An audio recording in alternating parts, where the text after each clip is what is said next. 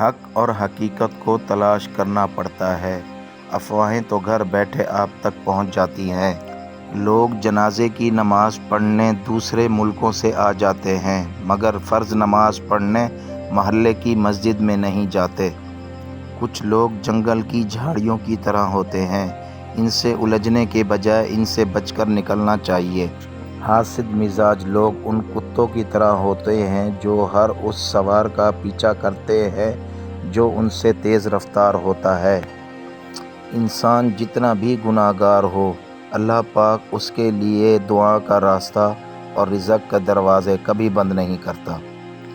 روئے زمین پر جو کچھ بھی ہے سب فانی ہے۔ بھٹکتا تو مومن ہی ہے، جس کے پاس ایمان ہے ہی نہیں، اسے کوئی کیا بھٹکائے گا۔ جو انسان جتنا خاموش رہتا ہے وہ اپنی عزت کو اتنا محفوظ رکھتا ہے۔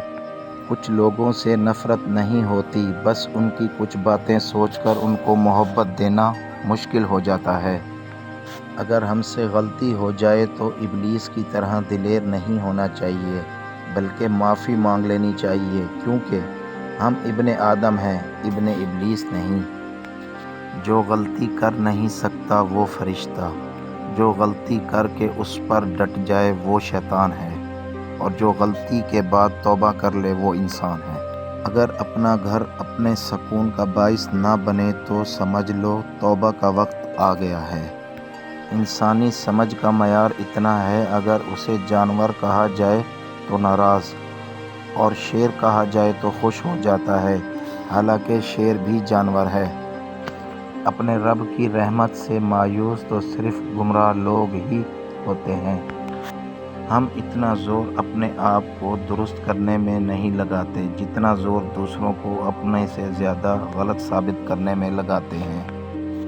اکثر لوگوں کو کہتے سنا ہے غلط بات ہم سے برداشت نہیں ہوتی، جبکہ غلط بات برداشت کرنا ہی صبر ہے، صحیح بات برداشت نہیں تسلیم کی جاتی ہے۔ دیواروں کے کان ہوں یا نہ ہوں، فرشتوں کے پاس قلم ضرور ہے۔ کسی نے مٹکے سے پوچھا کہ تم اتنے ٹھنڈے کیوں رہتے ہو؟ مٹکے نے مسکرا کر جواب دیا، جس کا ماضی، حال اور مستقبل سب مٹی سے بنا ہوا ہو، وہ تکبر اور گرمی کس بات پر کرے گا؟ عبادت کرتے ہو مگر لوگوں کو تکلیف دیتے ہو، صدقہ کرتے ہو مگر احسان جتلاتے ہو۔ اپنی نیکیاں ایسی تھیلی میں جمع نہ کرو جس میں سوراخ ہو۔ اخلاص یہ ہے کہ انسان اپنی نیکیاں بھی اس طرح ہی چھپائے جیسے انسان اپنے گناہ چھپاتا ہے۔ اللہ تعالیٰ کو زبان اور دل کا سخت ہونا پسند نہیں، اس لیے اللہ نے ان دونوں کو بغیر ہڈی کے بنایا ہے۔ ایک پروگرام میں کسی شخص نے پوچھا، قوم کو آگے بڑھنے کے لیے کیا کرنا چاہیے؟ ایک عالم نے جواب دیا، ٹانگ کے بدلے ہاتھ کھینچو، انشاءاللہ قوم اوپر آ جائے گی۔ تم دشمن کے سامنے ایسے رہو جیسے ایک زبان 32 دانتوں کے درمیان رہتی ہے، ملتی سب سے ہے مگر دبتی کسی سے نہیں۔ بچوں کو صبر کرنا سکھائیں، انہیں ہر چیز لے کے نہ دیں۔ ہر چیز ان کے پاس ہوگی تو وہ رب العالمین سے کیا مانگیں گے؟ انہیں رب العالمین سے ہر چیز مانگنے دیں تاکہ رب سے ان کا تعلق مضبوط ہو۔ زندگی اپنے حساب سے جینی چاہیے۔ لوگوں کو خوش رکھنے کے چکر میں تو شیر کو بھی سرکس میں ناچنا پڑتا ہے۔ اپنے اندر کی سوچ کو صاف رکھیں، کیونکہ کشتیاں باہر کے پانی سے نہیں، اندر کے پانی سے ڈوبتی ہیں۔